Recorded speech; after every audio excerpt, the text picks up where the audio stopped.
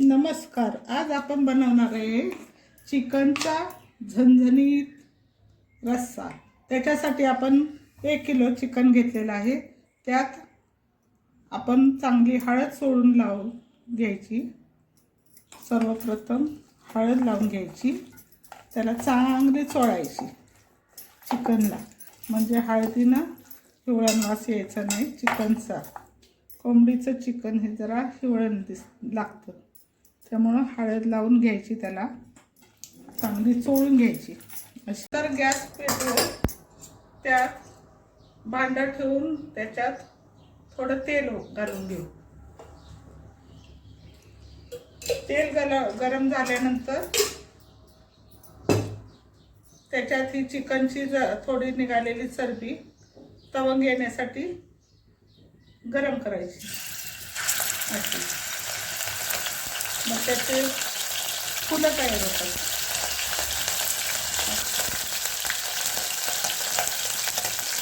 त्याच्यानंतर थोडा खडा मसाला टाकू, तेजपत्ता, थोडीशी दालचिनीचे 2 तुकडे, चक्री फूल आणि तेजपत्ता थोडं हलवून घेऊ. आता ती चरबी पागळलेली तेल निघाले त्याचं, त्यात कांदा टाकू. कांदा थोडासा गरम करायचा, जरा लाल होईपर्यंत असा. नंतर त्याच्यात लाल होईपर्यंत जरा गरम करायचं. गरम झाल्यानंतर त्याच्यात टॅमॅटो टाकायचे. जरासं चिकनला आंबट जराशी चव येण्यासाठी, आंबट गोड म्हणून एक टॅमॅटो टाकलेले. तो पण जरासा परतून द्यायचा, कांदा आणि टॅमॅटो. गरम मसाला वास बघा किती छान यायला लागले. गरम मसाल्यामुळे तेजपत्ता, चक्री फूल आणि दालचिनीचा वास सुटला गवताचा, छान वास येतो. नंतर त्यात हे हळद लावून ठेवलेले चिकन टाकायचं असं टाकायचं आणि त्याच्यानंतर त्याला हलवायचं. जरा आत्ताच मीठ टाकायचं नाही, जरा हे हलवून जरासं पाणी सुटून द्यायचं त्याला चिकनला. चिकन जरा आता हे दिसतंय तसं होतं, तसं कमी दिसेल. कमी झालं त्याचं पाणी जरा तसं सुकायला लागलं की मग त्यात थोडंसं मीठ टाकायचं. आता हे बघा त्याचा आवाज येतो ह्याचा हलवल्यामुळे लालसरपणा चिकनचा जरासा कमी होतो. बघा किती वास छान यायला लागलं. नंतर यात थोडं मीठ टाकायचं, म्हणजे मीठ आणि चिकन, हळद आणि तो गरम मसाला, त्याचा वास इतका छान येतो. तुम्ही करून बघा एकदा.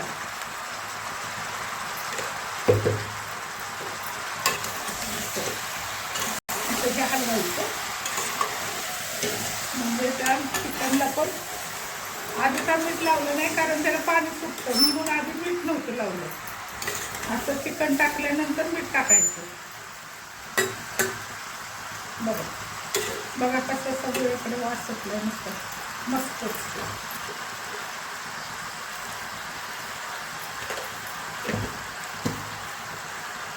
नंतर ह्याला जरा झाकण ठेवायचं, म्हणजे त्याची वाफ येते आतल्यात.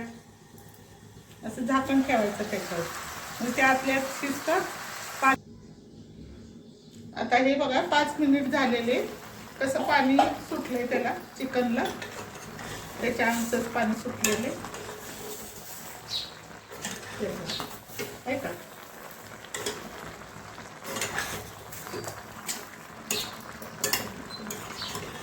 हे बघा.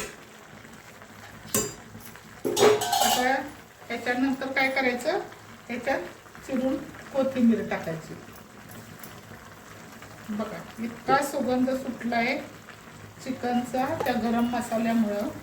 फक्त 4 पानं टाकलेली तेजपत्त्याची, म्हणजे तमालपत्राची, आणि थोडंसं दालचिनीचा तुकडा आणि चक्री फूल.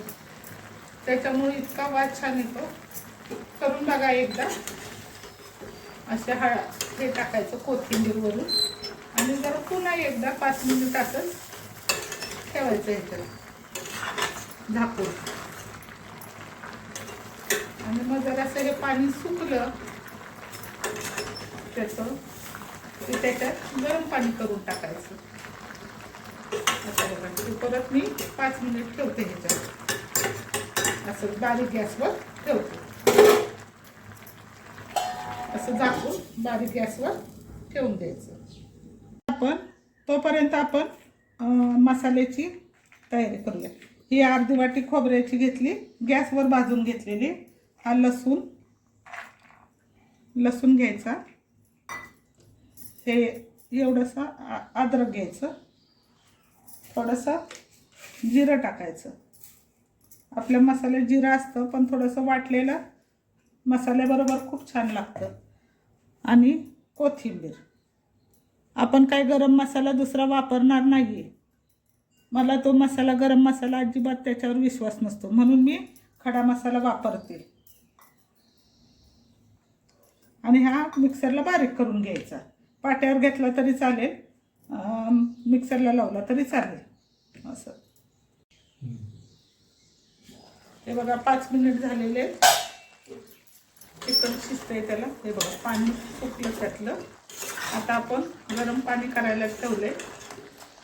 ते गरम पाणी घ्या शिजण्यासाठी. त्या वाफेवरच अर्धकच्चं शिजलेलं आहे, तरी पण आपल्याला थोडं आळणी काढायचं आहे, म्हणून आपल्याला गरम केलेलं पाणी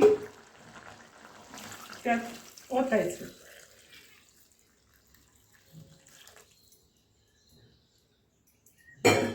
गरम पाणी ओतायचं. गार पाणी कधी ओतायचं नाही. नॉनव्हेजसाठी गरम पाणीच ओतायचं. त्याच्यामुळं टेस्ट त्याची वेगळी लागते गरम पाण्यामुळं. बघा आता 15 मिनिटं झालेले. आपला सूप तयार झालेला आहे. आळणी सूप. हा बघा. आता बघा ह्याचा वास किती छान येतोय. सोबतच इंद्रायणी तांदळाचा भात शिजतोय, त्याचा सुगंध, आणि हा चिकनचा सुगंध किती छान दरवळतोय. हे बघा. हा सूप तुम्ही भातावर खाऊ शकताय, इंद्रायणी, किंवा असा सुद्धा पिऊ शकताय.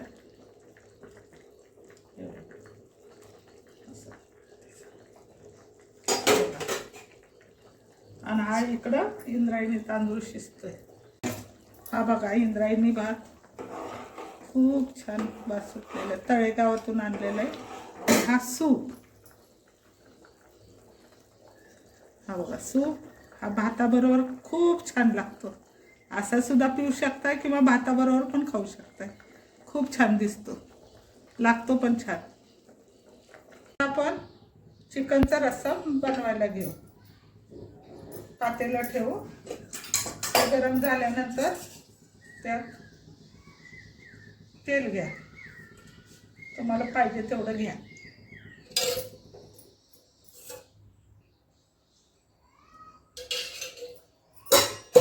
तेल गरम झालेले. त्याच्यात आपल्याला पाहिजे तेवढी लाल तिखट घालू शकतो.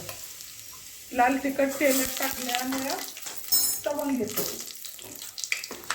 त्याच्यानंतर मगाशी काढला होता आपण मसाला, तो मिक्सरला बारीक करून तो त्याच्यात घालायचा आणि परतून घ्यायचा.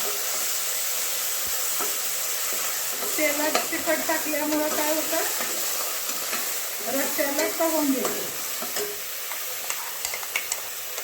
हे आधी मसाला, नंतर वाटलेला मसाला, आणि नंतर चटणी टाकली तर कट कमी येतो.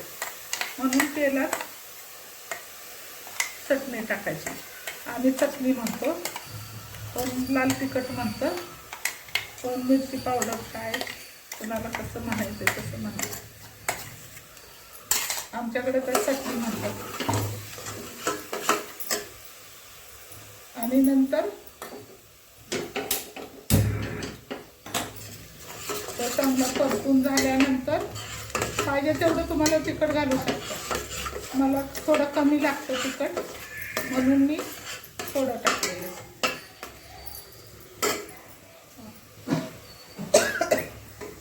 बघा मसाल्याचा आणि त्या लाल तिखटाचा कसा छान वास येतो. ठसका लागला म्हणजे आमची चिकन जरासा चांगलं होणार. आता हा बघा चांगला मसाला भाजून झालेला आहे. त्याच्यात थोडासा हा चिकन शिजवलेलाच थोडंसं पाणी घालायचं, म्हणजे त्याच्यात तो मसाला चांगला भाजला जातो.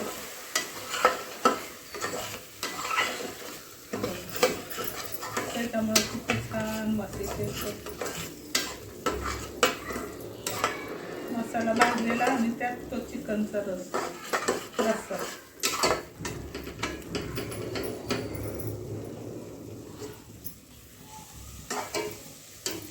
चांगला तड तड तड तड तड करेपर्यंत भाजायचा, म्हणजे चांगला भाजला गेला मसाला. आधी आपण खोबरं भाजून घेतलेलंच होतं गॅसवर, अर्धी वाटी घेतलं होतं, त्याचं वाटण केलं होतं. आणि आता हा पुन्हा असा मसाला भाजला, मग त्याला तेल सुटतं बारीक गॅसवर. त्याला असं चढ चढ चढ आवाज येईल, हे बघा कसं तेल यायला. आणि नंतर मग त्याच्यात हा आपलं चिकन शिजवलेलं आहे ते टाकून द्यायचं. हे बघा आता आपल्याला पाहिजे तेवढं पाणी, आपल्याला जेवढा रस्सा करायचा आहे तेवढं आपण पाणी वरतून द्यायचं आणि चांगलं शिजून द्यायचं. हे बघा असं. आता ह्याला उकळी येऊन द्यायची, म्हणजे तो मसाला चटणी सगळं शिजलं जातं.